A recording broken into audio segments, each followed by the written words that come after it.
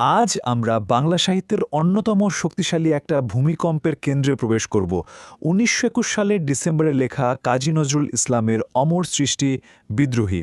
এটি কিন্তু নিছক কোনো কবিতা নয়, বরং একটা জাতির জেগে ওঠার মূল মন্ত্র। আজ আমরা এই বিদ্রোহী কবিতার লাইন বাই লাইন অর্থসহ পুরো বিষয়টা সুন্দর করে গুছিয়ে জানার চেষ্টা করব। ধাপে ধাপে দেখব কিভাবে এই রচনা তৎকালীন সমাজের ভিত একেবারে নাড়িয়ে দিয়েছিল। কবিতার ঠিক শুরুতেই বল বীর, বল উন্নতমম শির, লাইনগুলো শুনলেই যেন রক্ত গরম হয়ে ওঠে।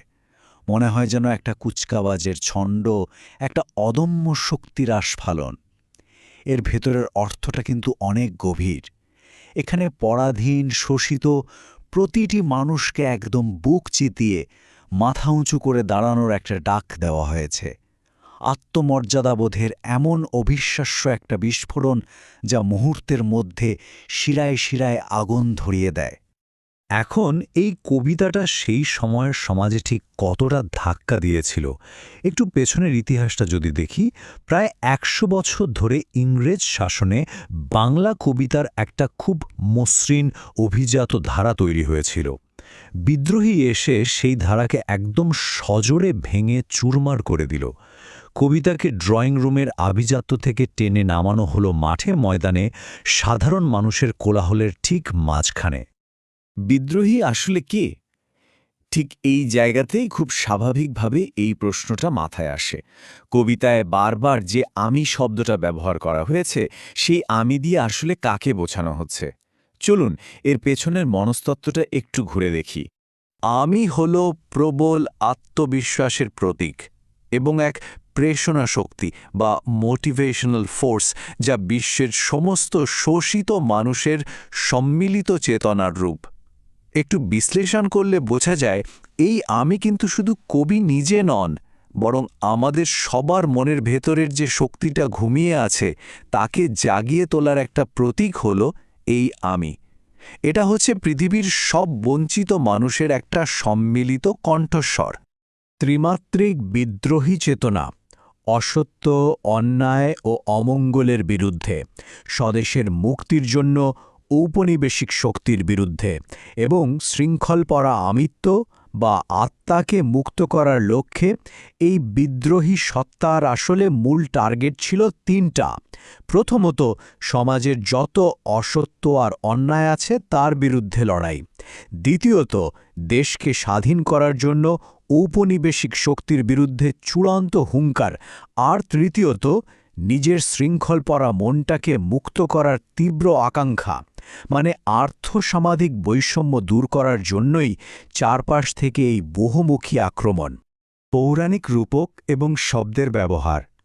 এই কবিতার শুধু সমসাময়িক শব্দই ব্যবহার করা হয়নি, বরং অত্যন্ত নিপুণভাবে ভারতীয় পুরাণ, পশ্চিম এশিয়ার ইতিহাস আর গ্রিক পুরাণকে হাতিয়ার হিসেবে তুলে নেওয়া হয়েছে। আমি বিদ্রোহী ভৃগু, ভগবান বুকে এঁকে দি পদচিহ্ন। রূপকের চেয়ে দারুণ উদাহরণ আর কি হতে পারে? আক্ষরিক অর্থে এটা প্রচলিত সব নিয়ম আর অবিচারের বিরুদ্ধে এক চূড়ান্ত আস্ফালন। কিন্তু এখানে ভৃগু কেন বলা হচ্ছে?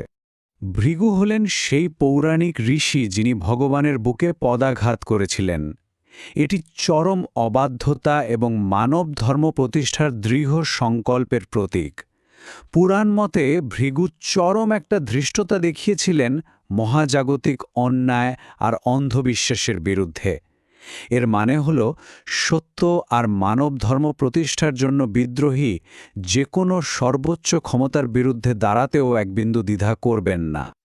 এরপর আসছেন নটরাজ শিব, বিশ্বপুরাণের মহাজাগতিক নৃত্যশিল্পী, যার মধ্যে একই সাথে ধ্বংস ও নতুন সৃষ্টির যুগল অনুষঙ্গ বিদ্যমান। বিশ্বপুরাণে শিবই একমাত্র চরিত্র যার মধ্যে ধ্বংস আর সৃষ্টির এমন অপূর্ব সহাবস্থান আছে। পুরনো শোষক সমাজকে ধ্বংসের আগুনে পুড়িয়ে ছাই করা আর সেই ছাই থেকে নতুন কিছু সৃষ্টির উল্লাস বোঝাতেই এই রূপকের ব্যবহার। ধ্বংস ও সৃষ্টির দ্বৈত সত্তা। নটরাজের এই রূপকের উপর ভিত্তি করেই পুরো কবিতা জুড়ে প্রলয় আর প্রশান্তির একটা জাদুকরী ভারসাম্য তৈরি হয়েছে। একদিকে ধ্বংসাত্মক সত্তা হিসেবে সাইক্লোন, আগ্নেয়গিরি, ভূমিকম্প, বিষধর সাপ, অন্যদিকে প্রশান্তিদায়ক সত্তা হিসেবে দক্ষিণার সমীরণ, নিষ্পাপ ফুল, স্নিগ্ধ প্রেম। এই তুলনাগুলোর মানে হল বিদ্রোহী শুধু নিষ্ঠুর ধ্বংসকারী নন, তিনি শোষকের কাছে যেমন যমদূত, ঠিক তেমনি শোষিত আর দুর্বল মানুষের কাছে তিনি একদম পরম মমতাময়ী একটা আশ্রয়। এই গণমুখী নন্দনতত্ত্ব অভিজাত মহলে তাৎক্ষণিক অস্বস্তি এবং বিদ্রূপে জন্ম দেয়। এত শক্তিশালী একটা কবিতা তখনকার সমাজ কিন্তু সহজে হজম করতে পারেনি। এই গণমুখী স্টাইল তৎকালীন অভিজাত সাহিত্যিকদের মধ্যে প্রবল অস্বস্তি তৈরি করেছিল। এমনকি রক্ষণশীল পত্রিকাগুলো একে বিদ্রূপ করে নানা প্যারোডিও ছেপেছিল। কেউ বলেছিল হেরে গলার গান, কেউ বলেছিল কালুয়াতি গীত। তবে সত্যি বলতে কি, এই বিদ্রূপগুলোই প্রমাণ করে যে কবিতাটা ঠিক জায়গাতেই আঘাত করতে পেরেছিল। বিদ্রোহের চিরন্তন লক্ষ্য। এতক্ষণ যে ধ্বংস আর প্রলয়ের কথা বলা হলো, তার পেছনে মহৎ একটা উদ্দেশ্য আছে।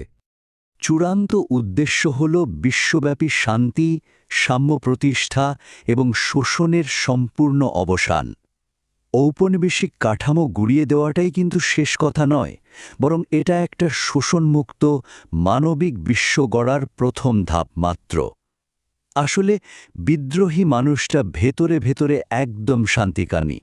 মহাবিদ্রোহী রণ্যক্লান্ত, আমি সেই দিন হব শান্ত।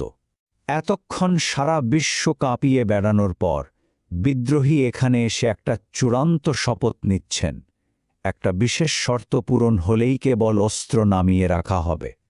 কি সেই শর্ত? যবে উৎপীড়িতের ক্রন্দন রোল আকাশে বাতাসে ধ্বনিবে না, অত্যাচারীর খড়গ কৃপান ভীম রণভূমে রণিবে না। এই অসামান্য লাইনগুলোর অন্তর্নিহিত অর্থ হল, যতদিন পর্যন্ত পৃথিবীতে একজন মানুষও শোষিত হবে, যতদিন অত্যাচারীর তরবারি তোলা থাকবে, ততদিন এই সংগ্রাম চলবে। চূড়ান্ত সাম্য আর শান্তি অর্জিত হলেই কেবল এই অবিরাম লড়াই থামবে। 1 শতাব্দী পেরিয়ে আজও কি উন্নত মমশির হয়ে দাঁড়ানোর ডাক সমানভাবে প্রাসঙ্গিক নয়? কবিতাটা লেখার পর আজ 100 বছরেরও বেশি সময় পার হয়ে গেছে। ব্রিটিশ শাসন আজ আর নেই ঠিকই, কিন্তু আর্থসামাজিক বৈষম্য বা শোষণ কি পুরোপুরি শেষ হয়েছে?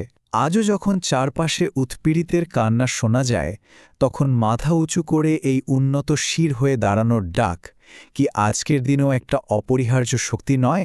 ভেতরের সেই বিদ্রোহী সত্তাকে জাগিয়ে তোলার সময় কি আজও ফুরিয়ে যায়নি? এই প্রশ্নটাই আজ আমাদের সবার ভাবনার জন্য রয়ে গেল।